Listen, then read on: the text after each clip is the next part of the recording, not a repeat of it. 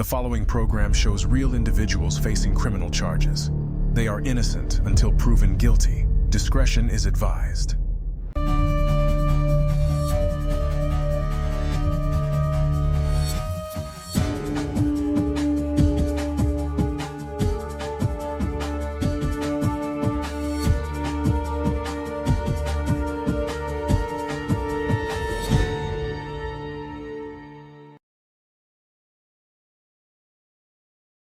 Tulsa, Oklahoma.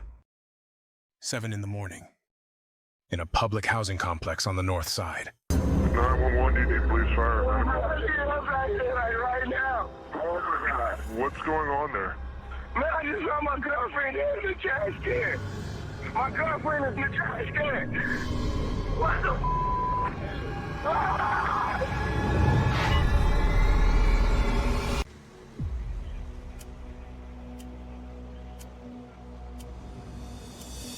Detective Jason White is assigned to the case.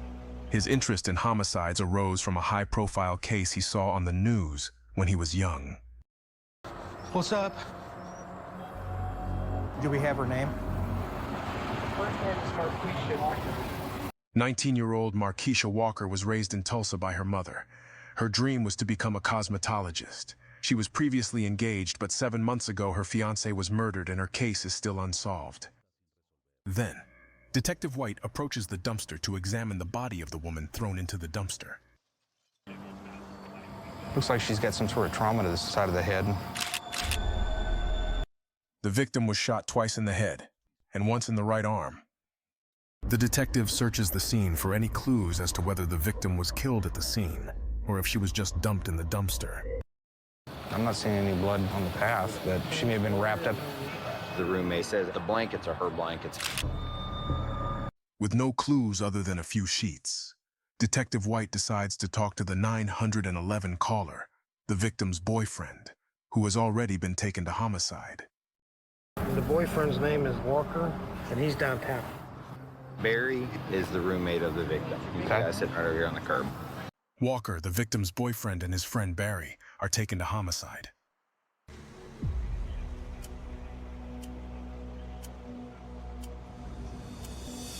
Detective White will begin the interview with the victim's friend, Barry. Well, let's start off from the beginning. So during the day, me and Quaisha was over at Dirt's house. He says Marquisha's boyfriend, Demond, also goes by the nickname Dirt. And we ended up getting into it today because he made it seem like it was my responsibility to watch his daughter, which it wasn't. We was just arguing, and basically he like grabs my shirt and turns me around, you know, and that's when Marquisha said get off of him and pushed him away, like he said, to get out his house. Barry says he and Marquisha went back to their apartment and hung out with some other friends. We was all sitting outside chilling, you know. Quaisha started getting sleepy around 3:30. That's when she went to Dirt's. Later, we see Dirt walk by, and we asked him where he was going. An hour later, he saw Demond walking through the apartment complex. When he was going to get some cigarettes. By the meantime, he asked us, have we seen Quaisha? I haven't seen her. My phone's dead. He tried to call her a million times. We walked around the apartments a little bit. You know, He says they checked all the apartments where Marquisha might be, but couldn't find her. What was his demeanor like? He was like frantic when he was trying to find her. You know, like walking around the apartments, he was frantic. Is that unusual? It seemed unusual. Who do you think did this? Honest opinion, I think it was him.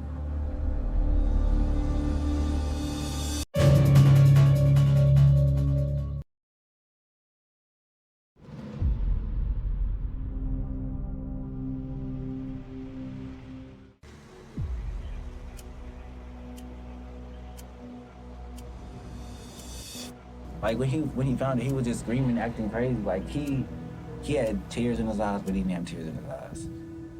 He was flipping out. All right, I'll be right back.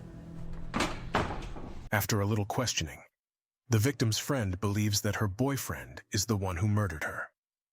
Detective White searches the database for Marquisha's boyfriend. You know, he says that if anybody did this, it's likely going to be him. The victim's boyfriend, 19-year-old Damon Walker, has a drug possession conviction. Then, Detective White learns from his partner, Corporal Nathan Schilling, that Marquisha told a neighbor that she had found out who murdered her ex-fiancé. Dirt took her to a place, and he's like, man, I killed this dude here. Also says that Deer, the victim's boyfriend, told a neighbor that he had murdered Marquisha's ex-partner. Then, according to the neighbor, Marquisha believed that Deer killed her late fiancé. All right, that gives me some things to work with. Let's figure that out. We need a search warrant on his apartment. Detective Ronnie Leatherman, get a search warrant for the apartment of Deer, the victim's boyfriend. Detective White returns to the witness in interrogation, but this time to ask him if he knows anything about the death of Marquisha's former fiancé. Let me ask you about something else that's kind of interesting to me that was brought up. Her ex-boyfriend that got murdered. What do you know about that? Basically, he just said that he did it. He says Demond admitted to killing Marquisha's ex. Did he say how he killed him? No. He tried to jump on Derek, so Derek basically defended himself. That's what he was saying. Would you think that maybe Marquisha at any point in time might have confronted him about that? Yes. So tell me about that. I mean, what did she say? You killed my boyfriend? She was My like, fiance? Yeah, basically, she was like, why would you do that? Was there anything recent that came up in reference to that? When we was arguing, probably. Last night? Yeah, sorry. Okay, that'd be a big deal. That's a big deal. Did she? But she didn't say anything. It was me. What did you say? I was like, how you gonna be around his family and you did that to him? You said that last night. Yeah, to him. Because his family comes over there and chills with him. And what was his response to He you? didn't say anything. He never says nothing back about it. Okay. Thank you. I'm liking where it's going at this point. After getting some confessions, Detective White now needs to question the victim's boyfriend. But before, White will wait for Detective Ronnie Lederman to search his apartment.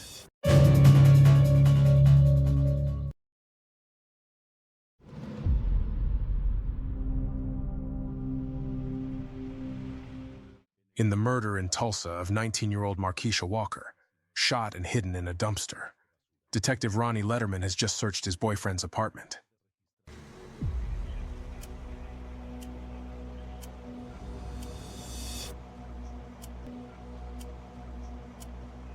Got anything? There was a casing right next to the couch. The casing is a .25 caliber. After checking the apartment, Detective Ronnie Leatherman found a shell casing and a blood stain on the carpet in Dirt's apartment.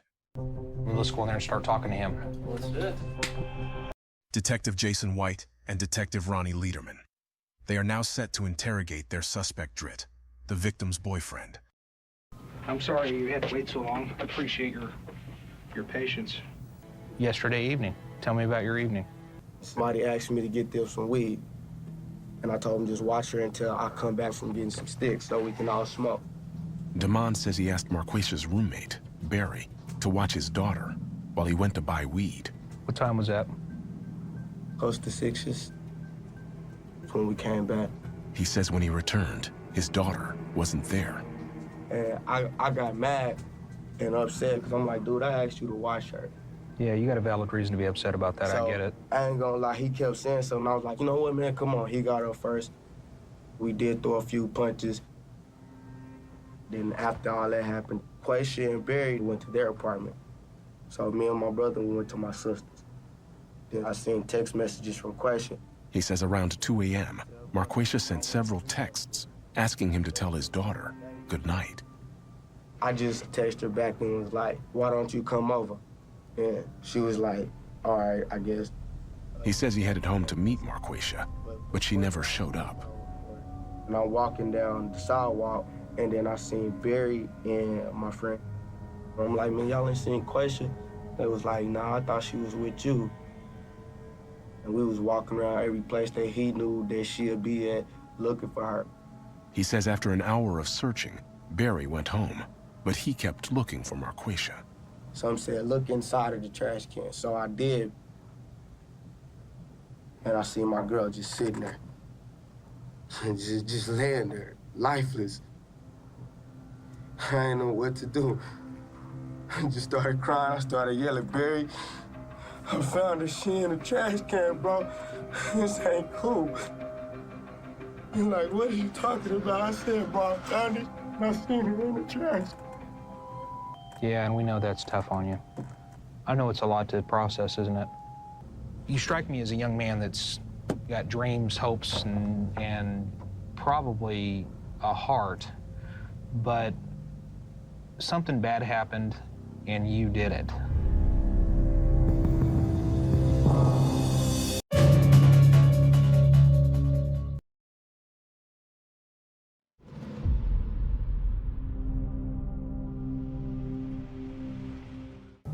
Did you shoot her? No, I did not.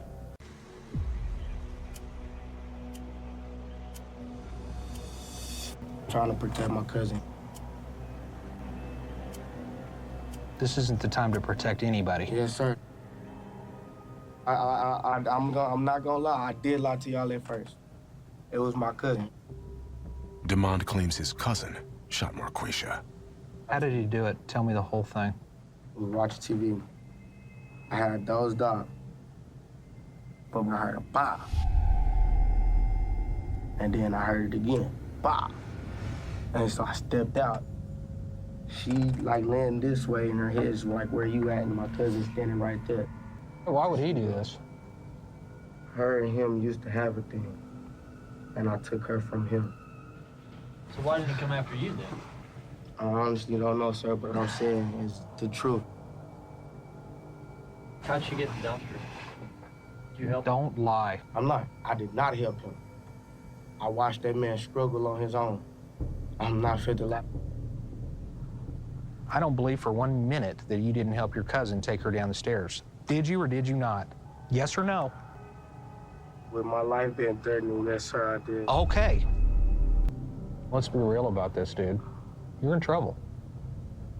It wasn't because she was throwing your name out there that you were involved in that murder? What? No, don't give me this. I don't know nothing about nothing. Her ex, her fiancé. She was telling me that he passed. I don't know nothing about him, but the only person I know that shot her was my cousin Henry Mack. Henry Mack.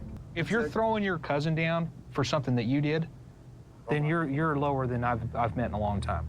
I'm not throwing out on nobody for no reason. And I'm pretty sure I could probably show you where the gun's at. Where is it?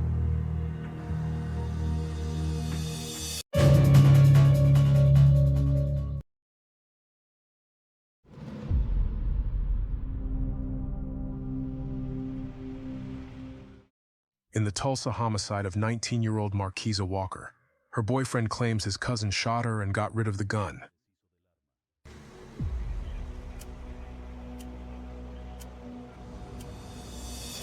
Let's just cut through the bull and tell me where it is. It's down the block. DeMond tells him where to find the murder weapon. And he threw it. Yes, sir. What do you think? I mean, you helped dump a body in a dumpster. You think you might be in a little bit of trouble? My life been threatening doing it. Well, we're gonna have to talk to him and see what's up, okay? After the interrogation, Detective White has the suspect change his clothes to test for gunshot residue on his body. He told me where the gun was. It's by a couch and some mattresses that are in this vacant lot. White sends Detective Nathan Schilling and Detective Ronnie Leatherman to search for the gun that his cousin allegedly threw away after committing the crime. While searching for the gun, Detective White returns to the suspect, and the suspect changes his side of the story. We're gonna drive you over there. You're gonna point out where your cousin is. I want to find him to talk to him. Before that, is there any way there's gonna be any gunshot particles from shooting a gun in your hands before we test it? Be honest with me, please. To be honest, he made me shoot the gun. Okay, then there we have another lie. So you both shot her in the head. He made... I didn't do nothing without being forced, I promise. Did he pull the trigger with his finger over your finger? Yes, sir. Oh, come on, dude. Come on. The thing of it is that she was about ready to tell the cops that you were involved in that murder and you were freaking out about it. No, I was not involved. I promise.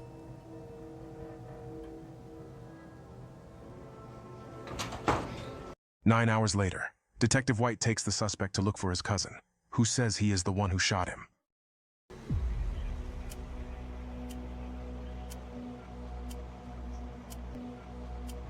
This guy's told us so many lies, it's hard to tell which one's the truth.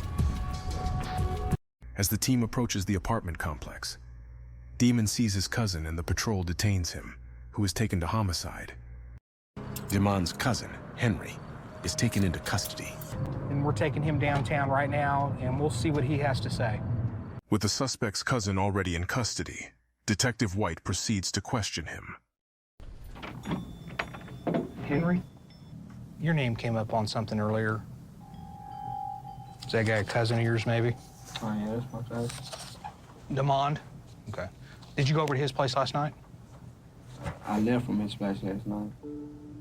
I'll tell you, man, your cousin tells us that you were over there and some bad stuff happened. I don't know what he's talking about. He told me that you killed her. He said what? Yeah. Did I kill her? Yeah. Okay. Not true? Not true. Were you there when she was shot? If you were, would you tell us? I would. Because he's trying to put the blame on me, but I wasn't there. All right. Well, I appreciate your cooperation, I really do. Sir.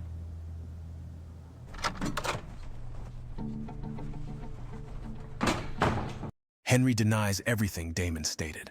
Furthermore, Detective White does not have any evidence that implicates the suspect's cousin as the shooter. He is released. What it looks like to me is that Damond is desperate, and he's trying to cast the blame elsewhere, primarily towards his cousin. After 13 hours, Detective White terminates the investigation.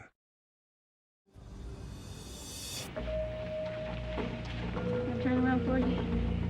Detectives later recovered a .25 caliber handgun, where Diamond Walker stated where she was hidden. The ballistics test matched the gun to the shell casing found in Diamond's apartment. Subsequently, Diamond Walker declared guilty of second-degree murder and was sentenced to 40 years in prison. Diamond was not charged for the death of the Marquisha's ex-fiancé. After further investigation, Diamond's cousin was not charged for the death of Marquisha Walker.